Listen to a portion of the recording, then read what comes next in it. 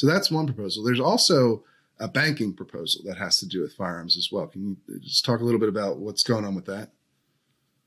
Well, one of the, I would say, problems that we're starting to see within the firearms industry is that certain banks and payment processors are being leaned on to decline to work with gun shops, gun manufacturers, and so on. Mm-hmm. And this is not some conspiracy. You can read the work of Andrew Ross Sorkin, who's widely praised at the New York Times for his economic writing, who has made this something of a crusade. Yep. His argument is that if we can't, thanks to the Second Amendment, undermine the right to keep and bear arms with legislation, then the banks should do it. And Governor DeSantis is pushing back against this and saying not in Florida. Now, I am, generally speaking, one of those old Reaganite dinosaurs that you hear so much about, who believes in free markets and limited government. I don't, as the kids say, know what time it is, Stephen. But I think in this area, this sort of legislation is necessary. And I don't think that because it has arisen in Florida or because this has come up in the last couple of weeks. I've been writing this for 5, 6, 7 years. Banks are not free market institutions in the way that most organizations are. For example, although I don't want it to, Twitter has every single right to kick me off tomorrow for no reason. Twitter has free speech rights. If it just says, I don't like Charles Cooke's face, I don't like his eyes, he's off. That's fine. I don't own Twitter. I have no right to Twitter. It's a website among many. The barriers to entry are extremely low.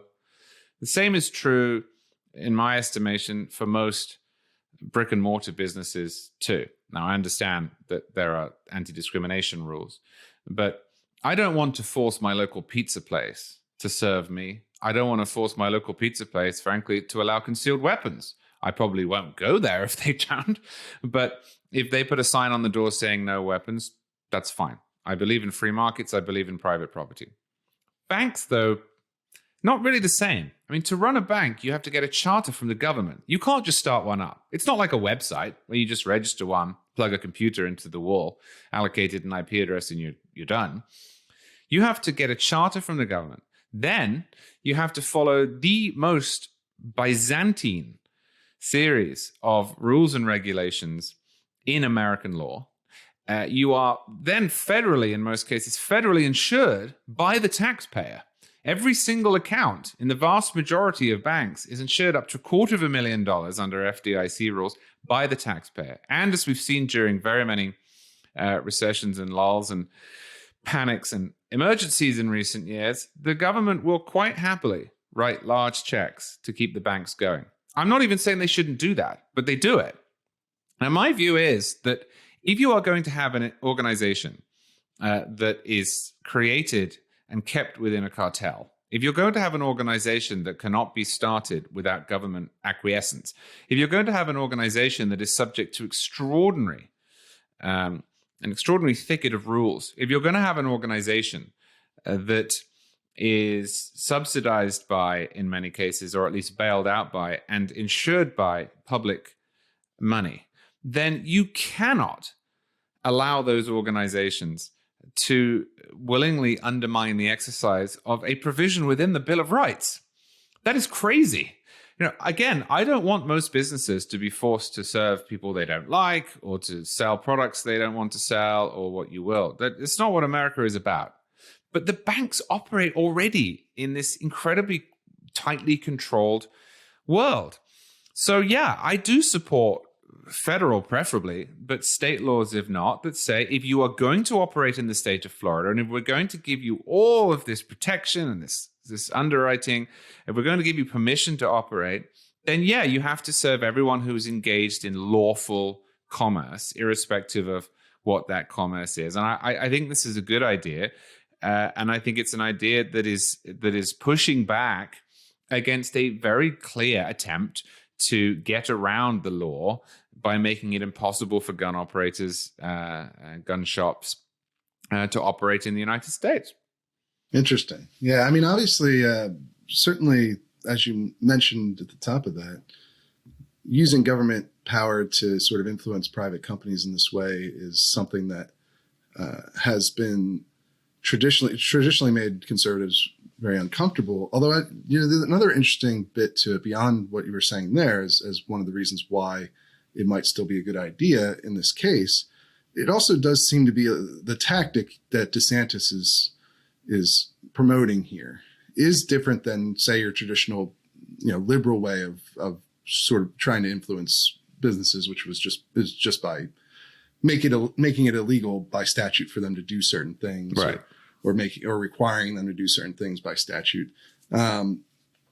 Because DeSantis's proposal, as I understand it at least, is to say that the state won't do business with these banks. Right. They're not going to require them to, as a condition of operating in Florida to, service gun companies or other targeted industries that DeSantis has talked about.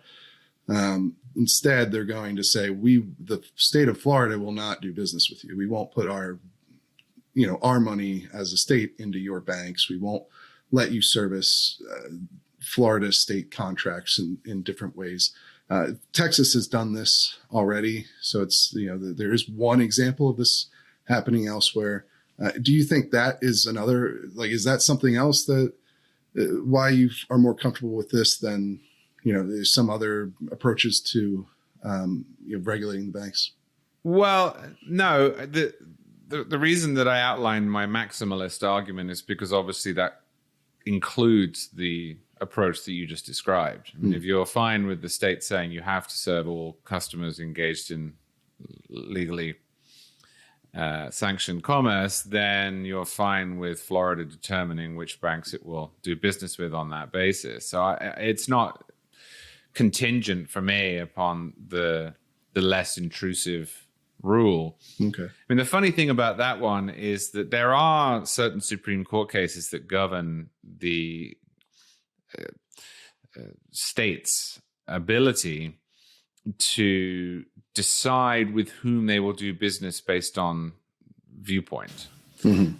So while these were strenuously opposed by originalists such as Scalia and Thomas, current American law does contain a series of precedents that hold that you cannot, for example, win a mayoral race and then, because Dan's car service came out against you during the election, cancel the state contracts with Dan's car service. I mean, this was the one plausible threat to what DeSantis did with Disney, for example, was that if you can establish retaliation, then you could plausibly get a court to strike down the move. It's not that the move is illegal per se. No one is forced to do business with Dan's car service. But if it was intrinsically retaliatory in nature, and that could be demonstrated, then some courts have shown a willingness to strike down the change. I don't think that applies here, though, because what DeSantis is saying is if the companies in question aren't ecumenical, if the companies in question aren't willing to do business with everyone, then we don't want anything to do with them. It's not if the companies in question are doing gun transactions, we won't deal with them. And that makes it a little bit different than some of the other cases we've seen where, for example, the city of Los Angeles has said, we will not hire vendors who deal with the National Rifle Association. Right. Now, that got struck down on First Amendment grounds because it was deemed viewpoint discrimination. DeSantis is saying the opposite. He's saying, if you don't treat everyone equally in the marketplace, then we don't want to do business with you as a state. And I just can't see a circumstance in which that would fall foul of the law. And I don't have a problem with it on the merits either. As I say, I think if you are a very heavily regulated, publicly chartered corporation, you are so entwined with government that it is ridiculous for you to be able to use your market position to try to undermine the rights that the government has been charged with upholding. And I have no issue whatsoever with interference.